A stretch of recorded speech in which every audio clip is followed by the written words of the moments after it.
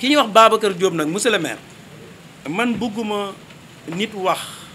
may dindi waxam vraiment loolu gënaluma mais dafa am lu mu wax loo xam ne su ma ko bàyyee mu jàll man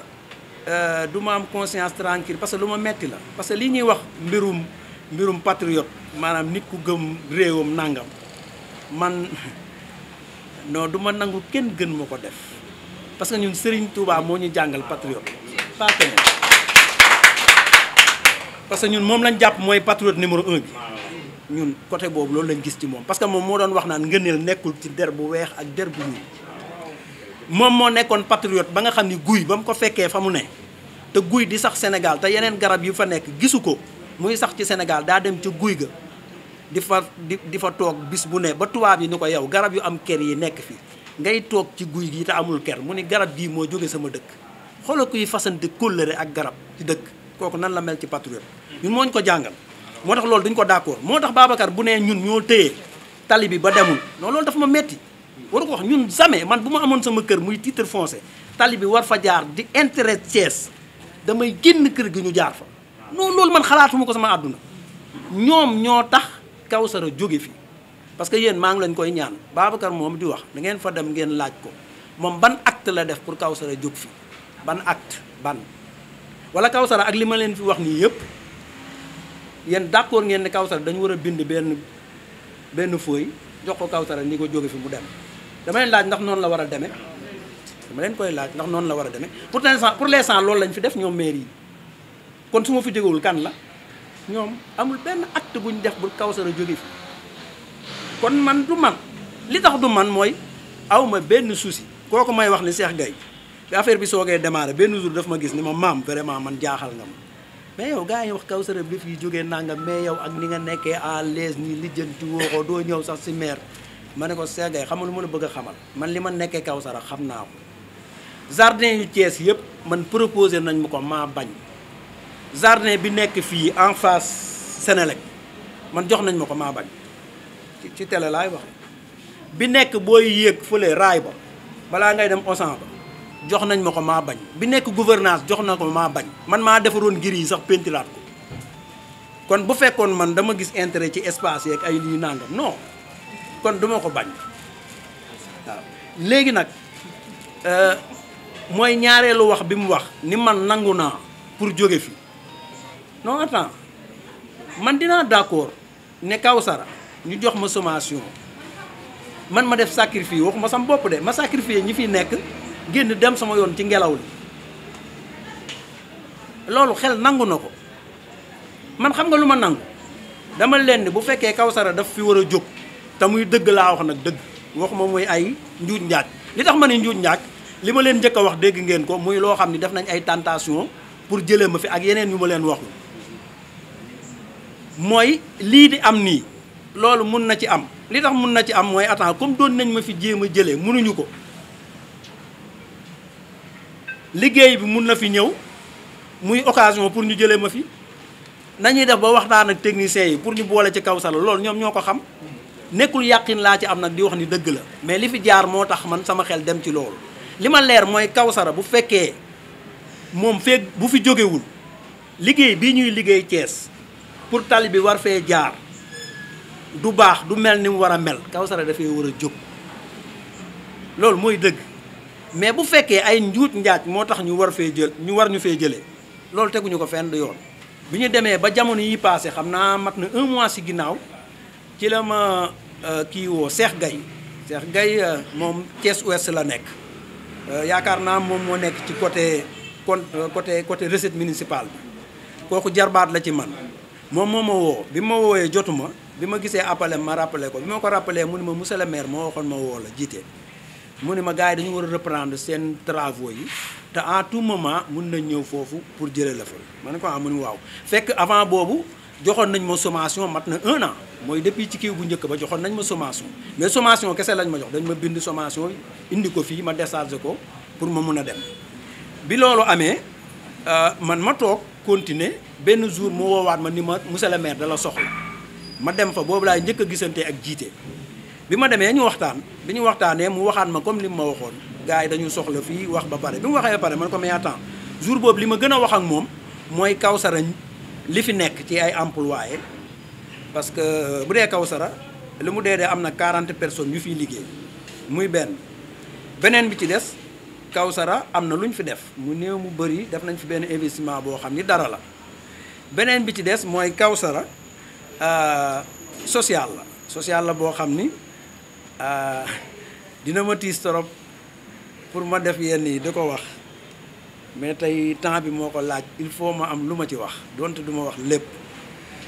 bi loolu amee man lu mel noonu ci laa doon waxtaan ak moom parce que man dama jàpp ni mu minimiser affaire bi ak ni muy waxee ak man ak këyit bi mu ma jox rek pare ci xamul lu xew Kawsara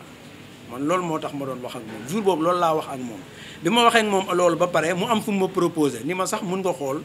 Thiès fan nga gis foo xam ne yow arrangé na la wala man gis naa 2 voies yi jëm prison ba 2 voies yooyu boo ko soxlaa mun nañ ci xool fi ma toog laa ni ko non 2 voies yooyu du nekkukaay foofu kenn waru fa nekk effectivement li ma ko waxoon moom am na ci firnde parce que bi mu gisee service technique yi moom ci boppam nee na ma maam li nga waxoon dëgg la foofu kenn waru fa nekk ma ne ko man loolu xam naa ko bi loolu weesoo après bi ma demee mu woowaat ma mooy deuxième gisee bi ñuy gisee bi ñu gisee ñaareelu yoon bi mu proposé ma boo rombee 2 voies yi boo wàccee mel ni kuy dem prison ba am na benn bayal bu féete nii ci côté lycée Malick cité Malick Sy bu proposé ma foofu bi ma proposé foofu ma ne ko foofu xaw na ruqade waaye dinaa dem xool ko bi ma demee xool ko ni ko waaw gis naa ko mu ne ma loo fa soxla ma ne ko pour l'instant il faut ñu xam ñaata mètre carré la ba pare mu boole ma ak benn technicien samedi bii passé ci laa ànd ak technicien boobu dem fa ci ay boori midi bi ñu demee mu natt ko bi mu ko nattee defar plan bi ni ma dinaa ko jox maire xam naa dina la revenir boobu amaguma suite bi ba léegi ñu dellusi ci Kawsara bu ñu ci dellusee mooy côté personnel waxoon naa ci bu dee Kawsara ni muy liggéeyee ñun duñu ay businessman boobu man noo koy wax tey pour nit ñi xam ko Kawsara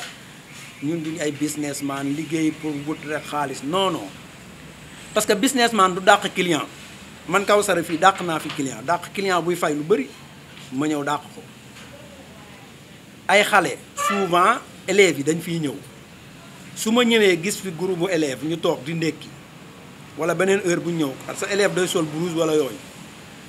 damay xool bu ma observé gis ko fi benn yoon ñaar ñetti yoon dama lay interpeller parce que damay ñëw ci kees gi laaj booy yi lu ñu fi commandé ñu wax ma seen facture su ma gisee facture bi élevé ba egg benn montant bi damay dem si ñoom ni leen yéen bu leen fi ñëwati dama leen dàq. am na ci ku ma mos a dàq koo xam dama dem ba ci papaam parce que bi ma ko gisee xam naa papaam kenkaayir la yor fii souvent dama fay jëndee dem naa ba ci papaam wax ko xam nga kuy business doo gis kuy jaay lu bëri nga koy dàq non parce que ñun dafa am loo xam ni moom lañ gëm te liñ gëm noonu dañ ko indaale fii ci Kawsara di ko dund léegi ci kaw loolu bi ñu continuer nekk fi loolu ci Kawsara rek léegi bu fekkee côté social bi ñun Kawsara fii suñ borom dogal na am na ñoo xam ne client rek lañ fi woon di fi jëndee suñ borom def ñu dem ba tawat dikkal leen te xamuñu kenn kuñ fi nekkal ci yeneen dëkk yi lañ jóge woon ñëw fi ñun ñu nekk fi ak ñoom ñoo leen jël en charge fii ci Kawsara ba suñ borom def li gën ñu nelaw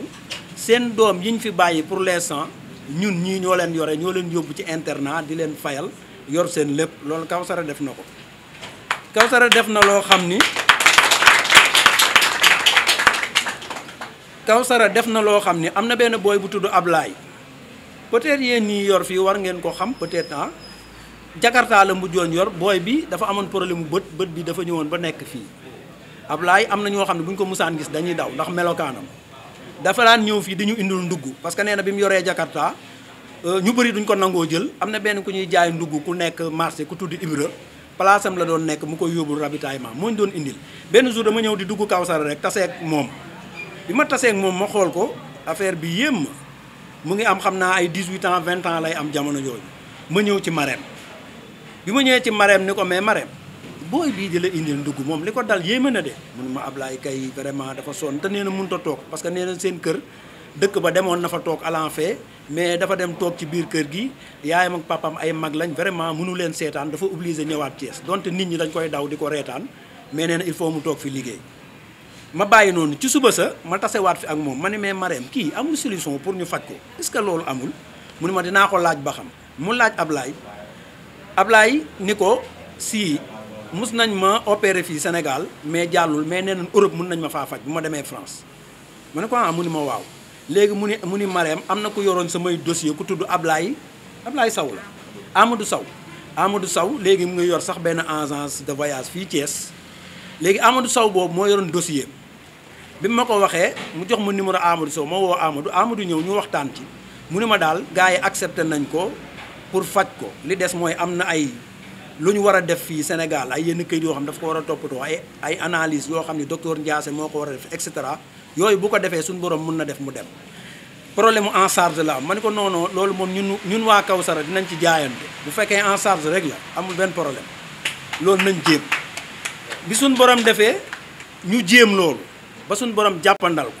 ba mu dem France ci bàjjanu Marème bii la nekkoon bàjjanu Marème bu tudd Maguette Diakhaté ci moom la nekkoon di faju ba wér na actuellement mu ngi Espagne di liggéeyam Kawsara def na loolu. question boobu maa ngi koy rafetlu bu baax a baax man li ma bëgg mooy dëgg xam nga dëgg mooy lan man li ma jàpp parce que li boo gisee man li ma jàpp seen loi yeeg seen bagage yooyu dama koy bàyyi ak ñoom parce que man li may gis nii mosuma toog ci banc école xaw ma lu xew li ma xam ci laay wax xam nga li ma xam mooy lan mooy li ma gis fii ay sénégalais ñoo fiy liggéeyee duñu étranger duñu dara yor responsabilité yi maire yi yor ak député yeeg ministre yeeg ñoom ñëpp même responsabilité lañ yor te man ma jàpp ni gënuñu leen ñu ñëpp ay sénégalais lañ ñu nekk fii di fi yëngu nekk fi plus de 40 personnes kon jàpp naa ni lii ñu fi def nii ak ñooñu di fi liggéey kenn warul xëy rek jël kay bind leen dem leen nelaw yi mais attends loolu xel nanguwu ko kon li ñu bëgg mooy leen état ci boppam waxuma ay mairie yi parce que lii problème état la état ci boppam li mu war a def xam nga mooy lan li ñuy def fii Kawsara ci yoon état dafa waroon fexe ba fa ñuy dem bu fekkee dañ fiy jógee di fa dem ñu gën koo mën a def bu doon 40 personnes moo fi nekk ñu fexe ba 100 nekk bu fi nit ñi doon am fukk ak juróom foofu ñu fexe ba ñu fay am ñaar fukk wala fanweer état loolu la war a def parce que man jàpp naa ni ci sama ni may gisee tey jii bu fekkoon ni man dama xëy ni non damay arrêté Kawsara état war na fi ñëw xool Kawsara ci yan condition la nekkee bu ko xamee xam nga lu ma war a wax non maam lan moo tax ngay arrêté Kawsara su ma ko waxee loo xam ni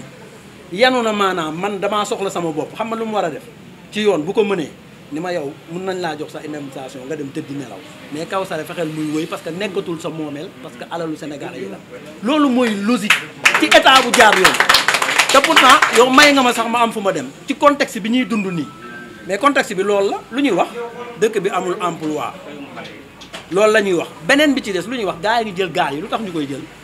ñetteel bi ñuy wax mooy Jakarta moo fi am léegi lu tax booy nekk ci Jakarta man dama koy wax ñëpp di ko dégg man ànduma ci Jakarta borom Jakarta yi samay copain lañ fii la ñuy taxaw mais man du ma nëbb sama dëgg ànduma ci Jakarta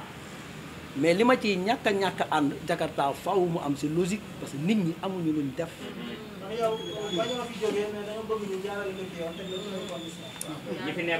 non attends am na lu ma xaw ma da ngeen ko déggul xaw ma man xalaatuma sama àdduna tali war a jaar fii pour njëriñ xam nga lu ma la te bu fi Kawsara jógul njëriñ loolu ñu bëgg du am man ma koy empêcher non attends ñu koy wax xamuñu ma am man xalaatuma loolu. moo tax li may wax nii yow dimbali nga ma pour ma revenir ci lu mel noonu li ma bëgg mooy yoon parce que man li may gis nii injustice non laajal fii ci Kawsara ñi fiy liggéeyee ku mu munti doon laajal fii amul kuy liggéeyee Kawsara koo xam ne ñun ak ñoom man fii lu ma wax leen affaire boo xam moo koy tëj rek fu foos yi feesee foos si ginnaaw bu feesee ku ñuy woo man borom Kawsara bu foos yi feesee man la ñuy woo débouché foos moo gën a garaaw ci liggéey n'est-ce pas bu foosee man jour bi ma njëkkee woo ci loolu damaa kontaan xam nga tax ma kontaan dama ni waa Kawsara léegi fi ma bëggoon ñu teg ma fa teg nañ ma fa parce que commencement dama doon jël bale di bale da ngay gis serveuse bu ñëw non tonton maam indi bul bale bàyyi ñu defar ko damay xam ni yow mi xamoo keneen mooy ñëw ñu la bàyyil tonton maam mu bale moom lii neexu ko de moom li mu bëgg di bale parce que ñun ay Baye Fall lañ Baye Fall ñetti métier la am bale root taxan ñun mënatuñu root parce que root robinet yaa ngi fi xanaa nga fay facture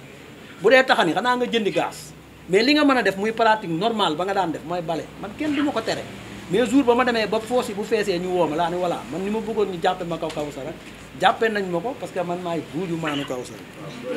ñun on est des légalistes Mame Cheikh li mu wax c'est clair et net on est des légalistes Mame Cheikh newul du ma jógee fii mais à quelle fin est-ce que ñoom ñoo nañ tegal ko des mesures d'accompagnement ne ko kat boo fi jógee nañ la yóbbu fii nañ la jàppale nii nañ la jàppale est-ce que moom Babacar Diop en tant que maire de la ville ñëw na xool Kawsara xool ñaata père de famille ñoo fi nekk ñaata nit ñoo fi suturlu moom xanaa bëggul chômage bi wàññeeku biir Thiès mais fii plus de 40 personnes dafi liggéey na ko 40 Thiès waa defoon ñu xool ba xam chômage du wàññeeku Babacar Diop dañ lay ñaan nga delloo si sa xel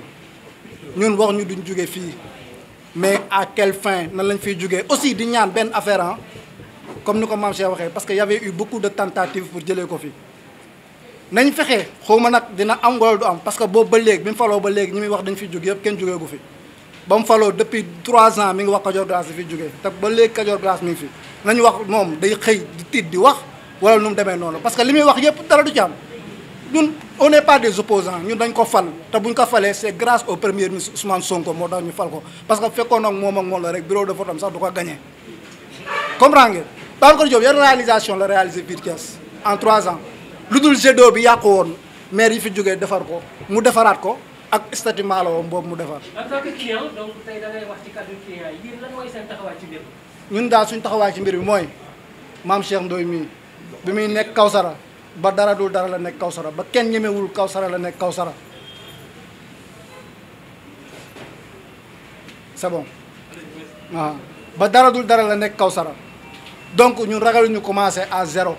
naroo ñu commencé dafa leneen parce que xam-xam baa ngi fi te moyen yaa ngi fi mais nañ ko teg ci yoon nekkuñu ci réew moo xam ne da ngay ñëw gis investisseurs yoo xam ne fii gars yi dañuy ragal investir moi des amis qui sont à l'extérieur dañ naa ma xulle may leen ñu ne ma dama bëgg a ñëw investir Sénégal mais damaa xamul fu ma koy def may la booy investir Sénégal ñëwal nga toog parce que fii mooy loolu te looloo am te buñ déggee lu mel nii dañuy ragal parce que mënuñu ku fii commencé jug rek ñu damm say tànk. Nous sommes venus à ses côtés juste pour lui dire que cette affaire-là c'est pas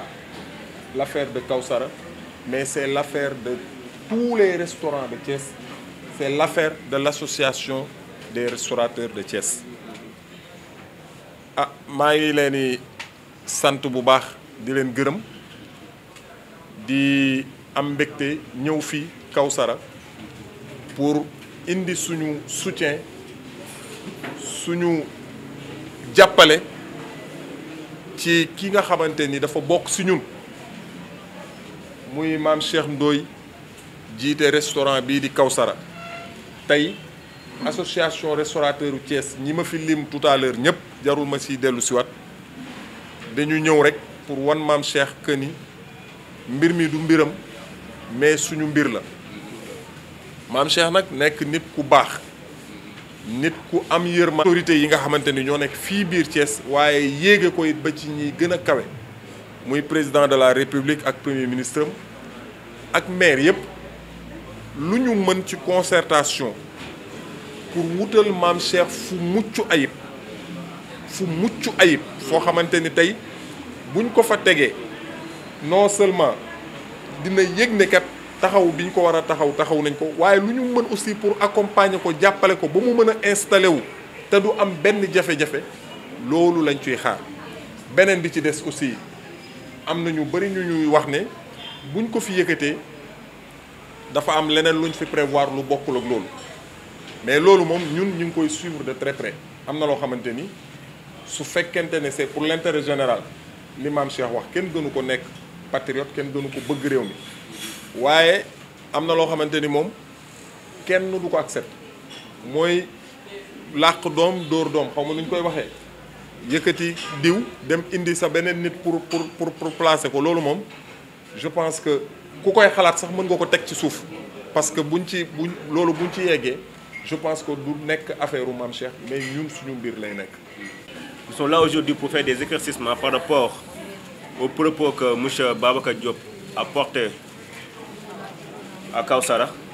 qui est malheureusement des fausses allégations. Excusez-moi. Ce qui est de Kawsara, depuis sa création jusqu'à maintenant, il y a toujours des tentatives. Toujours de temps pour ça. Ah, ok, d'accord. Il y a toujours des tentatives pour déménager Kawsara. Malheureusement, c'est un ordre divin. On sait bel et bien que Kawsara, c'est la Kawsara des clients. C'est à cause des clients que Kawsara est là aujourd'hui. Mame Cheikh Ndoye est un citoyen sénégalais, un citoyen thiessois, un pur produit de Thiès. Je peux en être témoin. Les de Kawsara, tous les panneaux qui doivent être faits par la mairie et autres, il l'a fait. L'hôpital régional en sait quelque chose. Chaque semaine, il paie des interventions, sans même demander à personne. Kawsara a été construit avec fonds propres, sans aucune somme venant d'aucune autorité. Ça, c'est Kawsara. Maintenant, entre la mairie, Kawsara, son contrat est dûment rempli. Kawsara est une entreprise qui a rempli toutes ses obligations en étant une personne de droit. Pour déménager une entreprise, je pense qu'il y a des règles à suivre. Il y a des règles à suivre. Malheureusement, ces autorités-là n'ont pas les compétences ni les connaissances pour faire de telles. Aujourd'hui, Kawsara fait plus de 40 personnes. Il y a 40 salariés à Kawsara. Donc, il y a un flux financier économique. Et ce qu'on dit, nous, les économistes, c'est la main invisible d'Adam Smith. Chaque fois qu'il y a un client, il y a un fournisseur derrière. Il y a un salarié devant. Il y a une panoplie ou un processus du fournisseur jusqu'au client final. Maintenant, en disant que Kawsara doit fermer ses portes, en étant dans ce pays où le chômage ne cesse d'accroître, la question que je me pose, que vont-ils devenir ces salariés-là? Que vont-ils devenir? Ça, c'est juste des éclaircissements par rapport à ces allégations mensongères. Excusez-moi du terme. Pourquoi? Moi, en étant que le responsable, je dis qu'il n'y a aucun document. J'ai réitéré mes propos. Hier, je l'ai écrit sur leur page. Aucun document n'a été délivré par la mairie ou bien les autorités compétentes. Parce que ce n'est pas la mairie qui doit faire ce déménagement. Il y a des autorités compétentes. Le préfet nous entend, le gouverneur. Et le contrat de Kawsara, il y a toutes ces autorités. Donc, pour cette procédure, et Kawsara, vous avez bien entendu, le propriétaire, nous sommes des régaliens. Nous respectons les lois. Et ce qu'ils disent, en ce qui concerne, que la route doit passer ici, nous sommes les premiers à quitter les lieux. Car nous sommes des citoyens, nous sommes des patriotes. Cette entreprise est purement sénégalaise. Il n'y a que des Sénégalais, il n'y a que des Thiessois. Son amour pour Thiès a fait qu'il a radié son premier NINEA qui était de Dakar. C'est moi-même qui l'ai fait. Pour que le NINEA soit de Thiès. Parce qu'il ne peut pas travailler pour Thiès et donner ça à Dakar. Il a radié son NINEA qui est de Dakar pour le faire à Thiès. Tout ce que vous trouvez ici, la mairie doit le faire. Les pavages qui sont dehors doivent être faits par la mairie. Les arbres aussi, c'est la mairie. Mais c'est Mame Cheikh Ndoye qui le fait. L'hôpital régional, ça fond pas avec sa femme, la brave dame qui est derrière nous. Donc ça, c'est Kawsara. Moi, j'appelle personnellement aux autorités à une médiation et de trouver une solution. Car ce projet, ce n'est pas un projet de Babacar Diop, le maire. Ça date de 2018. J'ai les plans initiaux avec moi et tous les changements. Maintenant, avec cette péripétie de politique, ils veulent modifier disant que Kawsara doit quitter. À quelles conditions? Kawsara aujourd'hui est prêt à quitter. Mais la seule question, c'est à quelles conditions? C'est notre seul souci. Il n'y a rien d'autre. M. Diop a dit qu'on nous a une fois envoyé des sommations. C'est faux. il n'y a aucune sommation qui a été envoyée. Une seule sommation a été envoyée il y a 2 ans. Il n'y a aucune procédure n'a été mise en place pour nous accompagner. Et ceci est fait sur fonds propres. Donc des investissements durs ont été là. Maintenant, c'est à l'État de prendre ses responsabilités. Et aujourd'hui, je vais quitter en dernier lieu. Ça a été une diffamation à l'endroit de Kawsara. Une plainte sera déposée auprès des autorités car on nous a carrément fait l'objet d'une diffamation. Une plainte sera déposée car tout ce qu'il a dit, c'est faux. Je vous en remercie beaucoup.